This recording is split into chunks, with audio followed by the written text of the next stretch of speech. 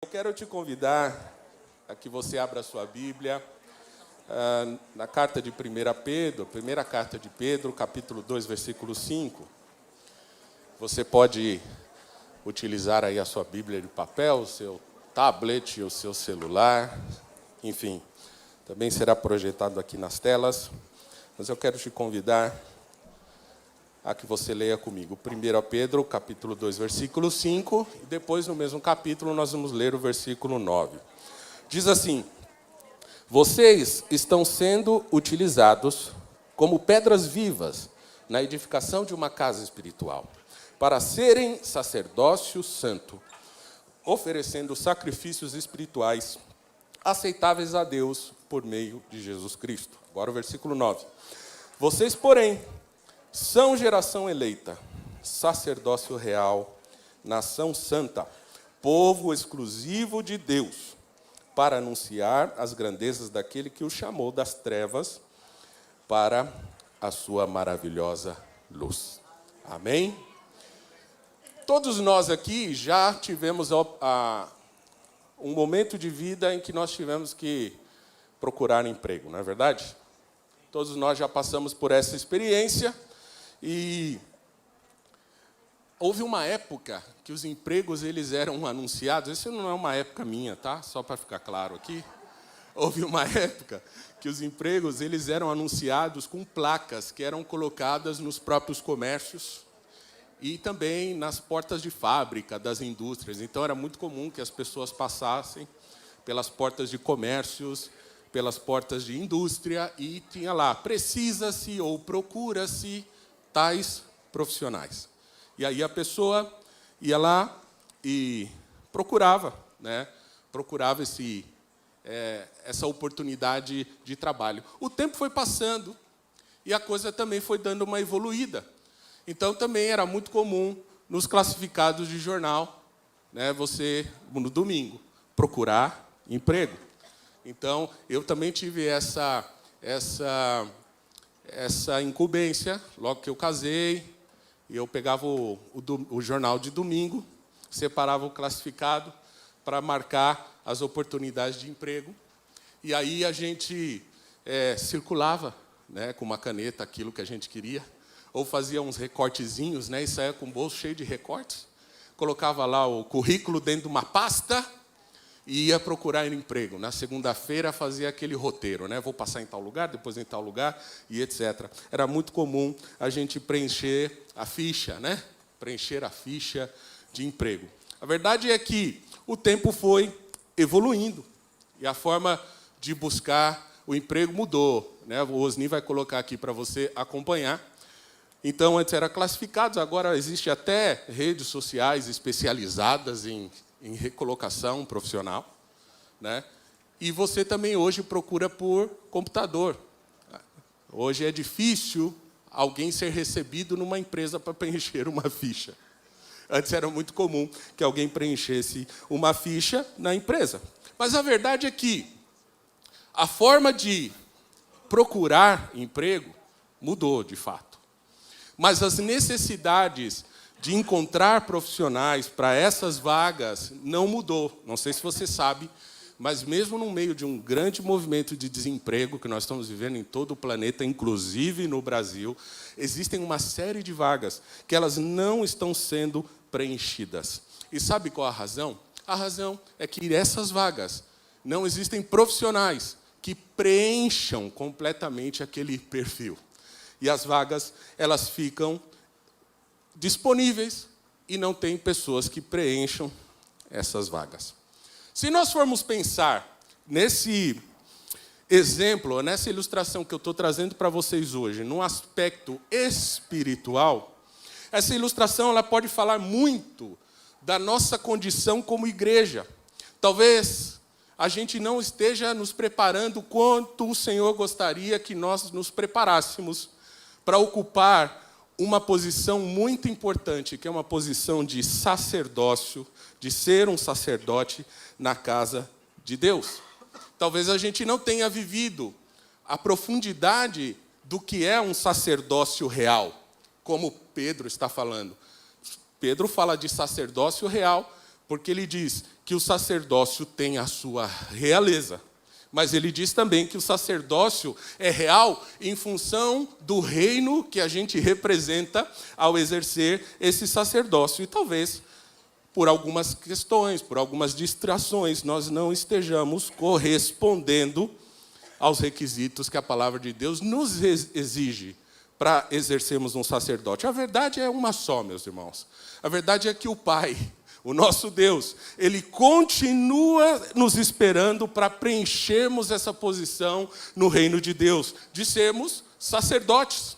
A diferença é que, quando você vai procurar um emprego, você por si só tem que se preparar antes para preencher esses requisitos e corresponder àquilo que àquilo que a empresa quer colocar. Mas com o nosso Deus, Ele mesmo te ajuda a preencher esses requisitos. Ele mesmo te dá capacidade para que você responda à altura para ocupar essa posição de sacerdócio, de um sacerdócio real. E o que nós podemos fazer, então, é colocar a nossa vida em Jesus Cristo para que a gente possa assumir esse papel de sacerdote, para que a gente possa preencher os requisitos dessa posição ou dessa vaga, entre aspas, que nós devemos ocupar.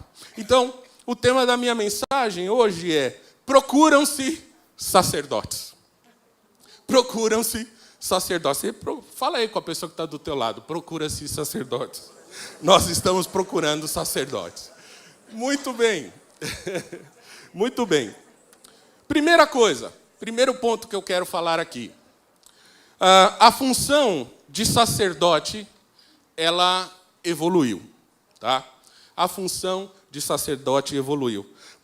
Toda vez que a gente vai ocupar uma posição, nós precisamos compreender o que acontece com essa posição. Só assim a gente pode corresponder ao que se exige para aquela função, para aquela ocupação que nós vamos exercer. Como o apóstolo já explicou aqui, os demais pastores estão pregando todo mês, o sacerdócio era uma função extremamente importante de intermediação entre homens e Deus, principalmente realizando sacrifícios, para que esses sacrifícios pudessem apagar, expiar os pecados cometidos. E por isso é importante a gente entender esse contexto e aprender como essa função ela evolui. E aí, dentro da Bíblia, nós podemos ver que a primeira responsabilidade sacerdotal era do chefe da família. Então, antes de tudo, antes do período da lei, antes de se estabelecer o sacerdócio como um ofício, a família tinha que ter os seus pecados expiados através do responsável pela família. Se você olhar Gênesis capítulo 8, versículo 20, você vai ver que Noé construiu um altar ao Senhor e, tomando alguns animais e aves puros, ofereceu como holocausto, queimando sobre o altar. Isso fala de um papel de exercício sacerdotal ali, sem a instituição de um sacerdote na lei. Então, o próprio responsável pela família fazia esse papel. Se você olhar também Jó, capítulo 1, versículo 5, você vai perceber também que há um registro em que Jó fala: eu faço sacrifícios pelos meus filhos de madrugada em favor de cada um deles, porque ele pensava assim: se os meus filhos talvez tenham no íntimo pecado e até amaldiçoado Deus, eu faço um sacrifício por ele. Só para te contextualizar, mesmo que o livro de Jó está lá para o meio da Bíblia, Jó, ele é contemporâneo de Abraão, muito provavelmente na mesma época, um pouquinho antes ou um pouquinho depois. Jó é antes da lei. Então, nesse tempo, os responsáveis pelas famílias eram as pessoas que tinham que fazer o sacrifício. Eram as pessoas que tinham que se ocupar de ser sacerdote. Agora, na lei, Deus cria o ministério sacerdotal. Deus dá responsabilidades para Arão e seus filhos, para que eles ocupem um papel de mediador entre Deus e o povo. Se você for comigo a Levítico, capítulo 9, versículo 7, você vai ver que está escrito assim: disse Moisés a Arão: venha até o altar e ofereça o sacrifício pelo pecado e o seu holocausto. E faça apropriação por você mesmo e pelo povo. Ofereça o sacrifício pelo povo e faça propiciação por ele, conforme o Senhor ordenou. Percebam aí, então, que essa responsabilidade sacerdotal não está na família, mas está sobre alguém que Deus instituiu através da lei. Então, Arão e a sua família são os responsáveis para fazer esse trabalho de mediação. Mas algo que está muito interessante aqui no versículo é o que o próprio Moisés diz assim: e faça apropriação por você mesmo e pelo povo. Sabe o que significa? Que não há perfeição no sacrifício sacerdotal do homem. E que mesmo que Deus havia determinado aquela família sacerdotal para expiar os pecados do povo, eles precisavam fazer sacrifícios por eles mesmos, porque eles também cometiam pecados, eles também eram falhos. Sabe o que significa? Que não havia suficiência no sacrifício ou no sacrifício sacerdotal deles. Mas aí, como a função de sacerdote evolui, nós chegamos a um momento em que todos podem ser sacerdotes. Todos podem ser sacerdote.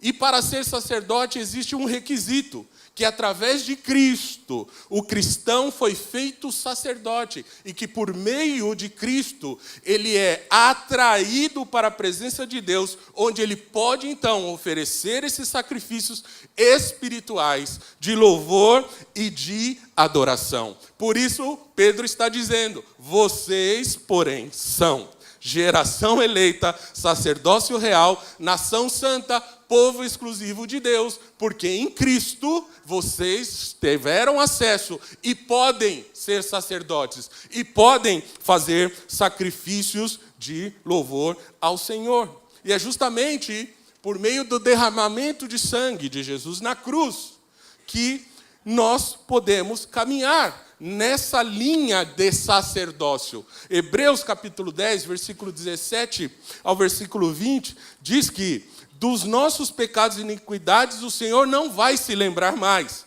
Onde essas coisas foram perdoadas, não há mais necessidade de sacrifício pelo pecado. Portanto, irmãos, temos plena confiança para entrar no Santo dos Santos pelo sangue de Jesus, por um novo e vivo caminho que Ele nos abriu por meio do véu, isto é, do seu corpo. Aleluia! O Senhor abre um novo e vivo caminho para que você e eu pudéssemos nos colocar numa posição de sacerdócio real, e servir a Deus como sacerdotes, e influenciar essa terra como sacerdotes, e influenciar os lugares onde o Senhor tem nos colocado como verdadeiros sacerdotes. Aleluia! Eu quero ir para o segundo ponto. O segundo ponto, nós estamos falando de uma ocupação, não é verdade? Lembre-se da minha ilustração na introdução. Nós estamos falando de uma ocupação. O Senhor está procurando sacerdotes. Então, a primeira coisa, a gente tinha que entender como evoluiu essa posição. A segunda coisa é: quais são as responsabilidades e quais são as atribuições de um sacerdote. Se nós estamos seguindo esse raciocínio, nós olhando para a primeira carta de Pedro, capítulo 2, versículo 5, está muito claro o que Deus espera de nós. Vocês também estão sendo utilizados como pedras vivas na edificação de uma casa espiritual para um sacerdócio santo, oferecendo sacrifícios espirituais aceitáveis a Deus por meio de Jesus Cristo. Primeira coisa que está aí: sermos pedras vivas na edificação. Não se constrói uma grande edificação com qualquer material. Não se pode levantar uma parede com qualquer coisa. Eu até quero usar um exemplo aqui. Um familiar meu contratou um pedreiro, e o pedreiro foi fazer uma parede com tijolos convencionais, né? Tijolo, como chama? Baiano, né? Muito bem. Não sei porque chama baiano, mas é, né? Coloca aqueles tijolos lá. E aí, esse familiar meu, né, pediu que fossem tijolos mais finos. E queria que ficasse numa posição para que ele pudesse ocupar menos espaço na área que ele estava construindo. Ele não queria a largura de um tijolo. E aí, sabe o que o profissional dizia? Dizia assim, olha, nessa posição, esse muro cai. Porque esse tijolo não é para colocar dessa forma e dessa maneira. E o que aconteceu? Caiu tudo. E sabe o que aconteceu? O prejuízo de ter perdido todo o material, de ter perdido o tempo daquele profissional e tiveram que refazer. Sabe o que isso significa? Que não se levanta uma parede de qualquer forma. Não se levanta uma estrutura de qualquer maneira. Não é qualquer tipo de tijolo ou de pedra que se coloca sobre uma construção. Se o apóstolo Pedro está dizendo que nós somos pedras vivas, significa que, vivificados pelo Espírito de Deus, nós podemos ser parte de uma construção, de uma casa espiritual. Agora, mortos pelo pecado, nós nunca poderemos ser parte da construção de uma casa espiritual. Ou seja, para que você e eu sejamos pedras vivas, nós precisamos mortificar a nossa própria vida em Cristo Jesus, que nos dá vida, que vem dele. Só assim nós podemos ser pedras vivas. Quantas e quantas vezes existe uma necessidade tão grande de pessoas que se acercam de nós, querendo que nós possamos manifestar vida. E às vezes nós não manifestamos. Sabe por quê? Porque nós estamos deixando que a nossa natureza, em muitos momentos, assuma uma posição que quem deveria assumir é o Espírito Santo de Deus. Portanto, se você quer ser pedra viva, deixa as coisas de lado e permita que o Espírito de Deus tome conta da tua vida. Use você de forma completa para que você seja a pedra viva e abençoe a vida daqueles que estão perto de você. Uma das nossas funções é sermos pedras vivas. Agora, toda pedra viva, se você ler todo o capítulo que Pedro está falando, toda pedra viva, e só vai ter sucesso se ela estiver estabelecida sobre a pedra angular. Nenhuma pedra viva pode sobreviver ou ter vida em si mesma se não tiver a pedra angular. A pedra angular nas construções antigas eram pedras as mais importantes, as mais fortes, colocada numa posição em que pudesse sustentar todas as demais pedras, para que as casas fossem bem construídas e fossem sólidas. Sabe o que isso significa, irmão? Que você só pode ser pedra viva quando você está ligado à pedra angular, que é Cristo. Não existe vida fora dessa pedra angular. E esse é o nosso objetivo. Todas as vezes que nós estamos em momentos em que o inimigo tem se colocado de uma forma tão furiosa contra a nossa vida, nós olhamos para a pedra angular e falamos assim: daqui eu não caio.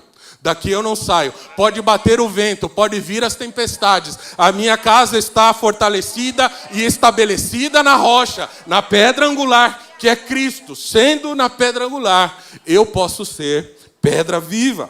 Aleluia. A segunda coisa aqui, dentro das nossas responsabilidades, é edificar uma casa espiritual. O sacerdócio define que parte da nossa responsabilidade é edificar uma casa espiritual. Nessa casa espiritual, o que tem uma casa faz? A casa, ela protege. A casa, ela dá segurança. A casa, ela traz conforto. A casa traz tranquilidade. Mas, sobretudo, casas podem te dar um lar. Um lugar onde você é amado, um lugar onde você é seguro, um lugar onde você pode conviver em família. Nós somos pedras vivas, exercendo um sacerdócio para construir uma casa espiritual. E casa espiritual que o Senhor deseja para nós como igreja é que nós possamos abrir as portas e trazer muita gente para essa casa espiritual. E muitas vezes uma pergunta que nós temos que fazer: será que as minhas atitudes estão fazendo diferença onde eu me encontro para trazer as pessoas para a casa espiritual? Será que eu estou entendendo o que é ser um sacerdote e as pessoas que estão do meu lado estão recebendo amor, estão recebendo paz? Eu transmito paz? Eu tenho transmitido segurança? Será que aquilo que Jesus transmitiu para a minha vida, eu tenho conseguido transmitir para as pessoas que estão comigo? Nossa responsabilidade como sacerdotes, dentro de uma casa espiritual, é manifestar às pessoas que estão dentro dela e perto de nós tudo aquilo que eu tenho recebido do meu Deus. Você pode se perguntar: mas será que eu tenho condições de entregar tudo isso ao meu Deus? Sim, porque você já recebeu muito de Deus. Você tem recebido muito de Deus. E o que você tem recebido de Deus é para ser compartilhado. Você não precisa se preocupar que o que Deus te deu, você compartilha e vai ser gasto, vai acabar. Não. Se você está compartilhando da fonte que é Cristo, tudo aquilo que Ele já te deu, não acaba.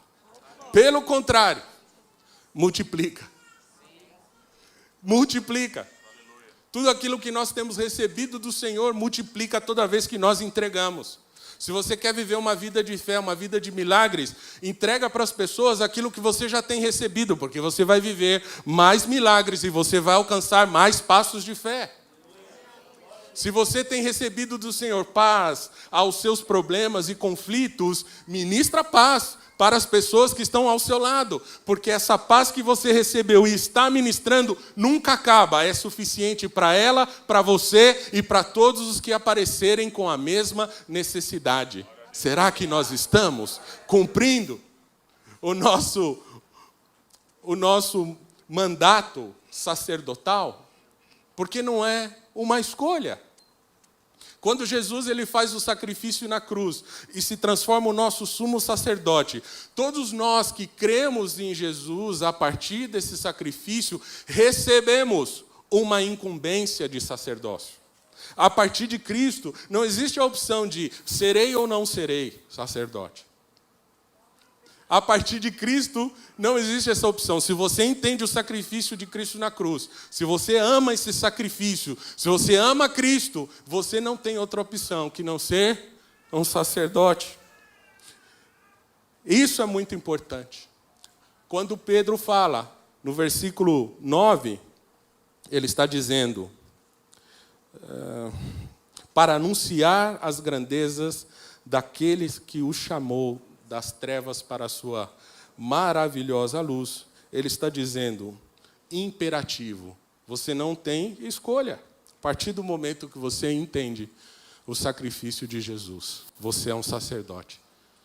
Sabe o que significa? É tua responsabilidade.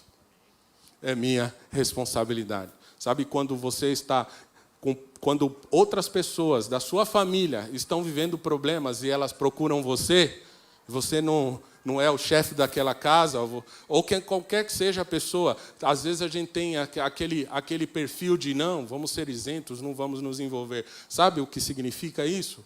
Não assumir a sua responsabilidade. Se você está sendo chamado, faça. Você é um sacerdote de Deus. E o que o sacerdote faz quando recebe uma incumbência assim? Fala a palavra. Você não precisa falar nada que vem de você. Mas você vai falar aquilo que o Senhor tem dado para você. Entenda bem, em Cristo nós somos sacerdotes e essa é nossa responsabilidade. Amém? Agora eu quero ir para o ponto 3. E o ponto 3, já que nós estamos vendo uma questão de ocupação, de uma posição, vamos ver quais são os requisitos e qualificações para ser um sacerdote. E aí eu quero te convidar a ir a Levítico, capítulo 21, versículo 18 ao 21. Vamos ler com atenção esse texto. Levítico 21, versículos 18 ao versículo 21. Diz assim: nenhum homem que tenha algum defeito poderá aproximar-se. Ninguém que seja cego ou aleijado, que tenha o rosto defeituoso ou o corpo deformado. Ninguém que tenha o pé ou a mão defeituosos, ou que seja corcunda ou anão, ou que tenha qualquer defeito na vista, ou que esteja com feridas purulentas ou com um fluxo, ou que tenha testículos defeituosos. Nenhum descendente do sacerdote Arão que tenha qualquer defeito poderá aproximar-se para apresentar ao Senhor ofertas preparadas no fogo. Tem defeito, não poderá aproximar-se para trazê-las ao seu Deus. Bom, antes de mais nada, antes que tenhamos pessoas assustadas aqui, esse texto, ele tem um sentido cultural, está ligado à lei. Ele não tem uma aplicação literal, no sentido dos defeitos físicos que nos impedem de oferecer sacrifícios sacerdotais. Mas, se a gente olhar para esse texto, nós podemos captar o verdadeiro significado espiritual dessas colocações de Moisés e que podem ser perfeitamente aplicadas à nossa vida. Nós vamos falar de coisas espirituais, porque nós somos seres espirituais. Amém? Quando você olha Levítico 21, versículo 18, a primeira coisa que aparece aí no texto é ninguém que seja cego. Ninguém que seja cego. Está no versículo 18. E sabe o que está dizendo aqui? Não é que aquela pessoa literalmente cega, que tem um defeito físico que não pode, mas não pode ser sacerdote aquele que não tem visão espiritual para viver verdadeiramente o seu sacerdócio. Está falando de você ter a capacidade de ver o que está acontecendo ao teu redor. Ninguém pode exercer o seu sacerdócio sem ter uma visão espiritual das coisas que estão acontecendo. E por isso, quando nós não temos uma visão espiritual do que está acontecendo, nossas vidas estão num caminho de muita distração. Porque o inimigo tem roubado a visão dos sacerdotes, do sacerdócio real que é a igreja. E as pessoas não estão conseguindo enxergar o que de fato está por trás das coisas. Aquele que não tem visão não pode exercer o seu sacerdócio. Sabe? Visão das pessoas sem Cristo. Quantas pessoas estão sem Cristo perto de você?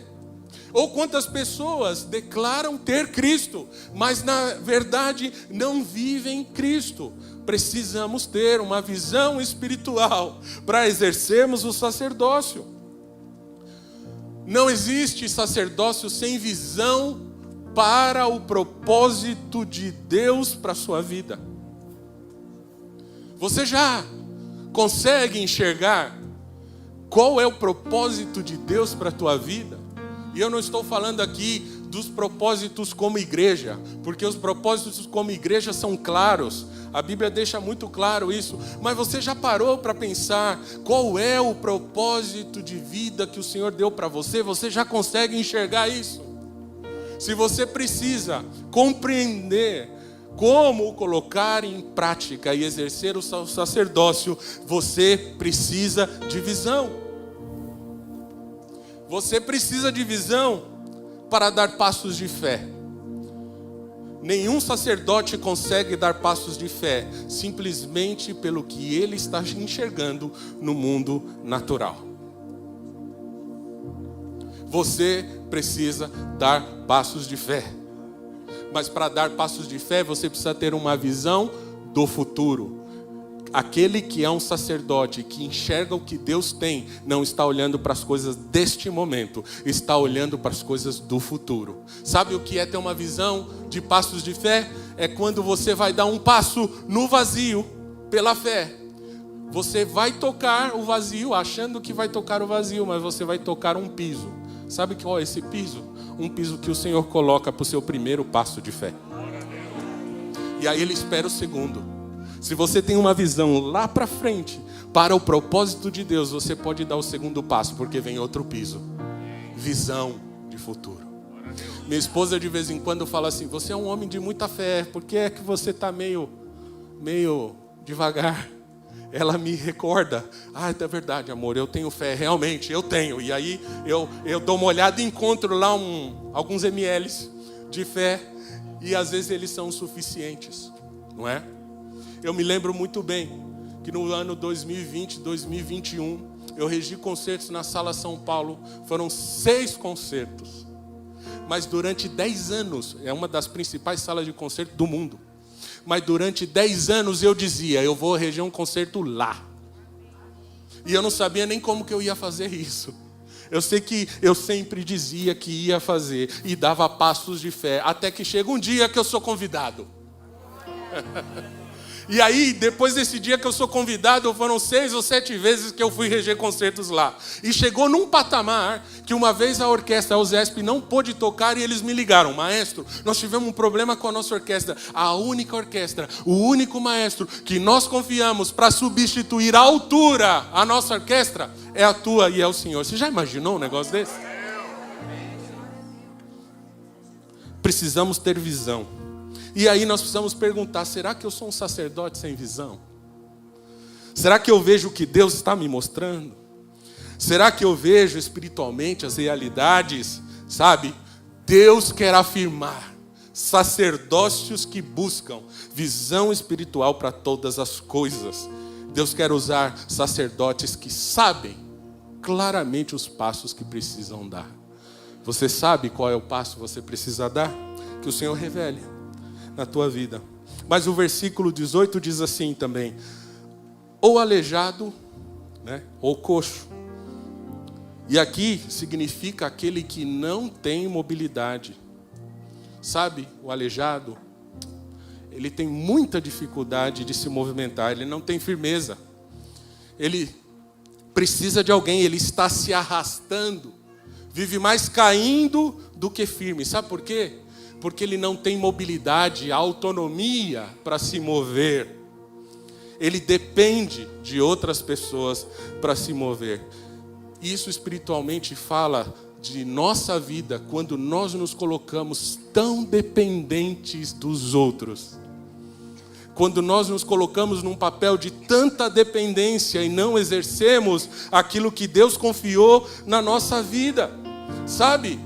Os coxos e aleijados, até uma passagem que tinha um há 38 anos esperando que a água movimentasse, que alguém pudesse jogá-lo na água. Sabe o que acontece quando a nossa vida espiritual está assim? Nós ficamos exatamente no lugar onde as pessoas nos deixam. Porque nós não temos mobilidade. Quantas vezes estamos assim? Dependentes, extremamente dependentes dos pastores, extremamente dependentes de um cônjuge, de alguém, e a nossa vida ela não caminha, porque nós não temos mobilidade espiritual, porque estamos parados. Será que nós estamos assim? Será que nosso sacerdócio não está andando porque nós estamos sem mobilidade espiritual? Será que eu sou um sacerdote que eu não estou evoluindo para o que Deus quer? Evolução significa movimento. Evolução significa avanço. E para avançar você precisa deixar o lugar comum, começar a se movimentar, se levantar para cumprir o seu propósito. Você precisa se mover. Você não pode mais ficar esperando. Você precisa se mover. Deus quer usar sacerdotes firmes e independentes, que dependam somente do Senhor.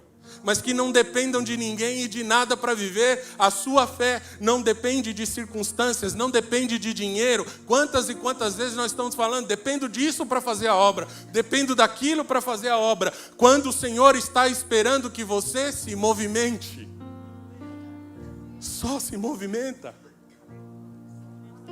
Mas o versículo 18 também diz que não tenha o rosto defeituoso. Que tenha o rosto defeituoso. Quem tem o rosto defeituoso não pode ter um sacerdote. Sabe o que significa? O rosto defeituoso é aquele que de um lado está de um jeito e do outro lado está de outro. Um rosto defeituoso espiritualmente pode significar aquela pessoa que de um lado transmite uma coisa, de outro outra. Pode significar, de repente, uma vida dupla. E é justamente o que o Senhor não aceita para o sacerdócio. Aquele que na igreja é de um jeito, fora da igreja é de outro jeito. Uma vez estava eu, o apóstolo e o pastor Mauro almoçando no shopping. E aí quando o sujeito, o garçom foi servir a gente, ele serviu a gente e tudo. E a gente estava ali, os três conversando. E não era nada de igreja, a gente estava conversando, batendo papo, dando risada. E aí o garçom serviu a gente, e aí ele chegou perto da gente e falou assim: vocês são crentes? Aí nós, sim, nós somos. Ele, pelo jeito vocês são pastores, né? Eu falei, sim, por quê? Né? Como é que ele sabe? Como é que ele discerniu isso? A verdade é que nós temos que ser o que Deus nos chamou para ser dentro e fora da igreja. Aquele que tem o rosto defeituoso é aquele que não se apresenta autenticamente diante do Senhor e esconde o seu rosto, não por reverência, mas porque quer esconder algo de Deus. E aí eu quero te perguntar, você acha mesmo que é possível esconder alguma coisa diante do sumo sacerdote? Sabe que isso significa uma perda de tempo muito grande, porque a gente está escondendo algo para o Senhor, aquele que ninguém pode esconder nada. Um rosto defeituoso também possa significar aquele que tem dificuldade de encarar os problemas e se esconde atrás de uma aparência de que tudo está bem. Sabe de uma coisa? Você que é um sacerdote do Senhor vai viver problemas. E você não precisa fingir que não está acontecendo nada. Mas você pode dizer diante do altar de Deus: sim, Senhor, está acontecendo algo comigo. Mas o versículo 18 também diz que não seja o corpo deformado, ou seja, desproporcionado. O que isso significa? Que não sejamos desproporcionais. Sabe? O corpo humano, ele é perfeito, inclusive porque ele é todo bem formado proporcionalmente. Até para ver se algum corpo tem alguma enfermidade, nós vemos desproporcionalidade no corpo. Um inchaço, por exemplo, é uma desproporcionalidade. Aquela perna, ou aquele braço, aquele membro está inchado, não está proporcional. E quando a gente vê pessoas que nasceram com má formação, você vê no corpo uma desproporcionalidade. Você já imaginou? Deus é perfeito em tudo que Ele faz. Você já imaginou que se nós tivéssemos um par de orelhas com 30 quilos cada uma? Imagina isso, como que você estaria andando. Não é mesmo? Porque existe uma proporção no nosso corpo, a proporção de perfeição das coisas. Se tem uma fase na vida que a gente perde um pouco a proporção, é a adolescência, não é mesmo? Já percebeu que a criança nasce linda, cresce, e na adolescência, misericórdia, e depois volta a ser bonito? Não é assim? E eu conto para vocês que na minha adolescência, lá para os meus 12 anos, o meu apelido na escola, na época que podia fazer bullying, era balança de farmácia. Quem já foi na farmácia antiga? Lembra a farmácia antiga que você tinha que subir no negócio e tinha aquele negócio e aquele corpo? Era eu. Deus, ele foi me dando cabeça primeiro, depois o meu corpo foi crescendo em torno dessa cabeça. E é estranho, né, quando a gente está desproporcional, sabe? Mas espiritualmente o desproporcional é assim, ele avança muito numa área, mas é débil em outra. Geralmente o desproporcionado é assim, ele estuda tanto a Bíblia e a teologia, mas ele não aplica isso espiritualmente na sua vida. Há tanta informação, tanto congresso, vai em 6.000 congressos por ano. Olha que exagero, meu Deus. Vai em todos os congressos possíveis e imaginários, mas não tem uma mudança de vida. Sabe o que significa? É um balança de farmácia. Tem um monte de informação na cabeça, mas não está colocando para funcionar. Nós precisamos ser equilibrados como Jesus. Sermos sacerdotes equilibrados como Ele. Jesus é o sumo sacerdote, mas em todo momento, enquanto era sacerdote, servia. E sabe quantos de nós não estamos vivendo o sacerdócio que Deus tem para a nossa vida?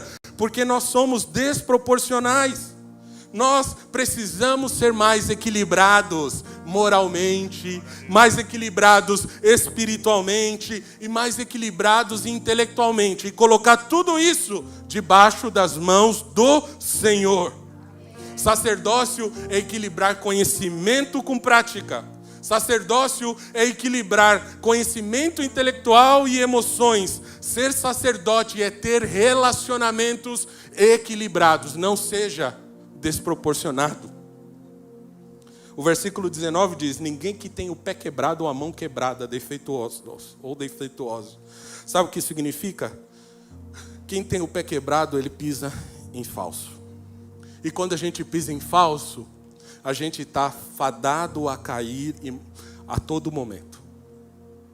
Eu passei por isso recentemente, o meu ligamento aqui do pé direito estava frágil, e toda vez que passava num buraco, eu tombava. Estava fragilizado, e aí minha mobilidade sofria. Sabe, mas o que é mais interessante, quando você tem um pé quebrado, você machuca todo o corpo, e todo o corpo não pode caminhar.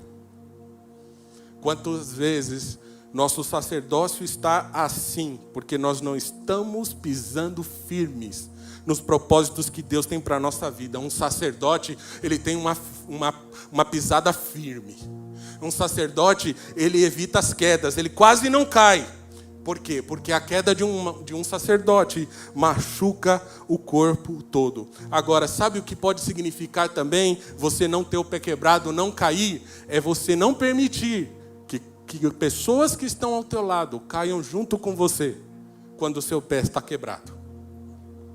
Precisamos tomar muito cuidado e esperar em Deus para que os nossos pés eles estejam firmados no Senhor. E sobre a mão quebrada, significa aquele que não faz a obra de Deus. Uma mão quebrada nos impede de trabalhar plenamente. Nós temos dificuldade de manusear coisas. A gente tenta até fazer alguma coisa melhor, mas não consegue. E quando você quebra a sua mão de instrução? Eu que sou canhoto, se eu quebro a mão esquerda, meu Deus do céu. Você que é destro, outros que são canhotos, sabe o que eu estou falando? Mão quebrada fala de um sacerdócio com limitação. Sabe? Você recebe, mas não dá. É o que o versículo de Levítico fala. Você que tem defeito pode se alimentar do pão de Deus. É só você ler o capítulo até o final. Mas você não pode fazer a obra de Deus. Sabe por quê? Porque você tem uma limitação. E a limitação é espiritual. Quantas vezes nós estamos assim, limitando o nosso esforço para as coisas de Deus? Limitando a nossa força para aquilo que Deus quer fazer na nossa vida. Mas nós precisamos avançar. Outro detalhe: quem tem a mão quebrada não pode abençoar. Aquele que não faz a obra de Deus, como ele pode abençoar alguém? Ele está limitado.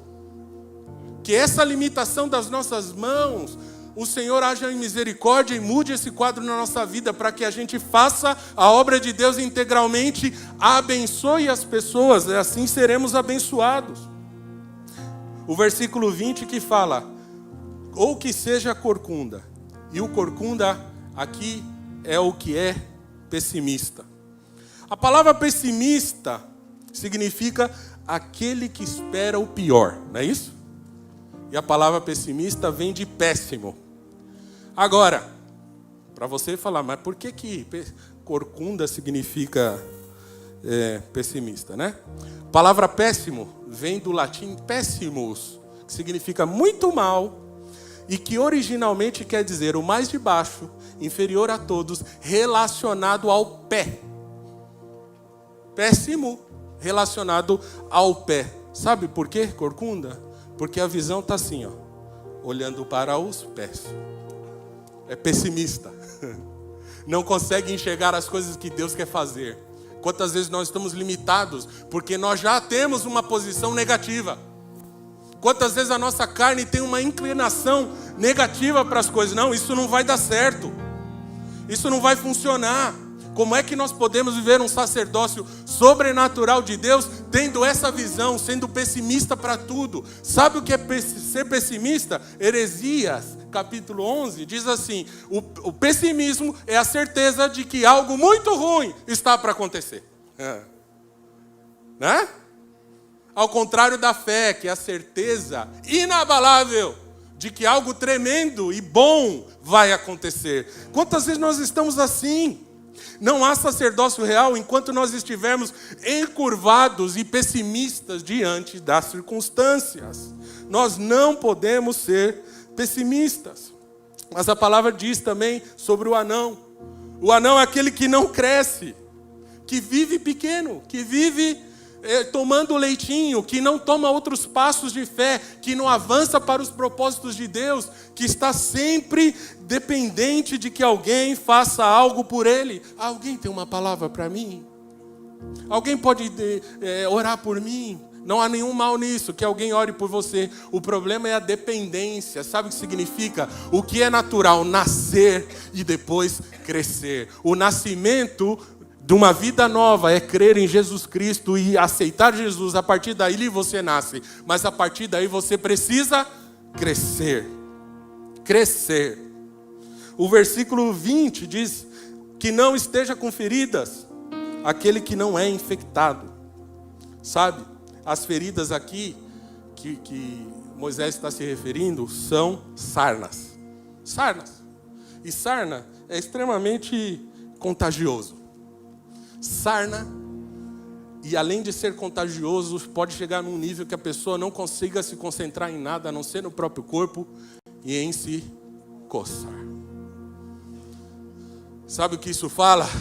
Fala das distrações. Que nós estamos envolvidos com tudo, distraídos com tudo, mas não estamos olhando para que de fato o Senhor quer que a gente vê. Uma vida de distração não permite um sacerdócio real. Uma vida de distração não te permite viver o melhor de Deus nessa terra. Mas o versículo 20 diz também, ou com fluxo. Esse fluxo aqui é impingem. Impingem são manchas. Manchas no corpo, por causa também de uma doença de pele. Sabe o que impingem significa? Essas manchas muitas vezes podem ser nossas escolhas, nossos pensamentos e os nossos pecados. Uma das formas mais tremendas que o inimigo tem apagado sacerdócios são essas manchas. A mancha do que você escolheu fazer, a mancha de um pensamento errado, a mancha de um vício pecaminoso, de uma tendência a repetir certas ações. Não existe sacerdócio com essas manchas. E o versículo diz assim, o versículo 20, que não tenha testículos defeituosos. E aí fala sobre produtividade, fertilidade. Sacerdote precisa gerar filhos espirituais. Nós somos gerados em Cristo para gerarmos filhos espirituais. A nossa vida sacerdotal, ela precisa ser produtiva.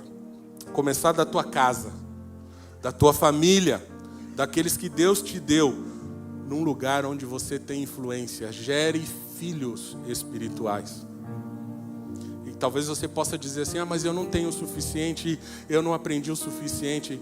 Comece, gere filhos, fale da palavra de Deus, caminhe com tudo que você tem. Sabe o que vai acontecer? Esse alimento que você calcula ser pouco, pode ser um banquete espiritual para alguém que está necessitando.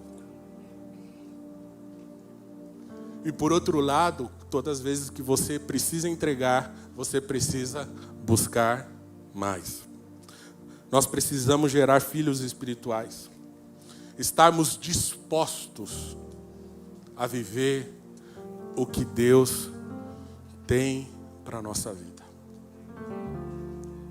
Não existe sacerdócio quando nós estamos lutando ou vivendo esses problemas, espiritualmente falando.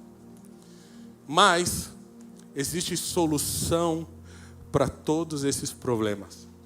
Por isso eu quero voltar àquilo que nós falamos lá. Procura-se sacerdotes. O Senhor está procurando sacerdotes. Não aqueles que realmente digam: eu estou pronto e atendo a todos os requisitos. Mas é aquele que está dizendo assim: apesar dos meus problemas, apesar das minhas dificuldades, eu quero me colocar nessa posição e eu sei que o Senhor vai me acolher, porque o Senhor vai te acolher. Mas o acolhimento do Senhor não é um acolhimento comum, é um acolhimento de mudança, de transformação e de restauração. E eu quero terminar dizendo que se o que te impede de viver o que Deus tem para a tua vida é a tua visão, o Senhor quer restaurar a sua visão sacerdotal. Ele quer fazer você ver aquilo que não consegue enxergar. Ele quer fazer você entender que existem anjos batalhando por você numa guerra espiritual que você não enxerga, mas Ele quer que você enxergue. Deus quer restaurar a sua mobilidade. Seu sacerdócio dependerá somente de Deus. Ele quer restaurar a tua mobilidade. Você vai começar a andar se você falar: Senhor, eu quero receber algo. Eu quero. Deus, Ele quer restaurar a sua vida autêntica na presença de Deus. Você não vai precisar mais esconder o seu rosto, porque o Senhor quer acolher você e dizer: vem cá, meu filho, eu cuido de você, e o que está errado eu vou botar no lugar, porque eu quero que você exerça um sacerdócio real. Talvez você seja um sacerdote desequilibrado, né? Como a antiga balança de farmácia. Tem tanta coisa na cabeça, já pensou tanta coisa, já viu tanta coisa e não sabe o que fazer com essas coisas. Ou então está dando importância maior a isso do que uma vida com Deus. O Senhor quer colocar as coisas na normalidade e fazer você viver proporcionalmente. Deus quer restaurar os teus passos como sacerdote. Se você tinha o pé quebrado, se você andava vacilante, hoje o Senhor mais uma vez quer estender a mão para você, curar os teus pés e falar: caminha com firmeza, não caia, continue em pé, porque eu vou te ajudar e eu vou te sustentar. O Senhor também quer restaurar as obras das tuas mãos. Ele quer usar as tuas mãos para fazer algo maior para o reino de Deus. Quantas vezes as pessoas estão esperando alguma coisa acontecer, sabe? Não espere mais, porque Deus quer usar a tua vida. Deus quer usar as tuas mãos para você fazer. E se você desejar ser ativo, alguém que faz a obra, Ele vai começar a te usar. Sabe que Deus, Ele não sai usando assim a revelia. Um requisito para ser usado por Deus é disposição. É dizer: eis-me aqui, eu quero fazer. Se você deseja, o Senhor vai fazer. Deus quer restaurar a sua purificação. Chega de sarnas, chega dessas impingens, dessas marcas, desses pensamentos, desses erros, desses mesmos problemas. O Senhor quer te livrar disso, quer te santificar, te separar para as coisas eternas, quer te dar uma vida nova. Ele quer restaurar. Chega dos velhos e mesmos erros. Ele quer te restaurar e chega de repetir coisas que a própria Bíblia condena. Pare de falar do passado, considerando o passado dias melhores do que os atuais. O Senhor tem o futuro para frente, coisas novas. E enquanto você está olhando para o que ficou, você não vai avançar. Você não vai viver o que Deus tem para a tua vida. E Deus, Ele quer restaurar a sua fertilidade espiritual. Quer gerar filhos na tua vida, filhos espirituais. Quero te convidar, fique em pé no seu lugar.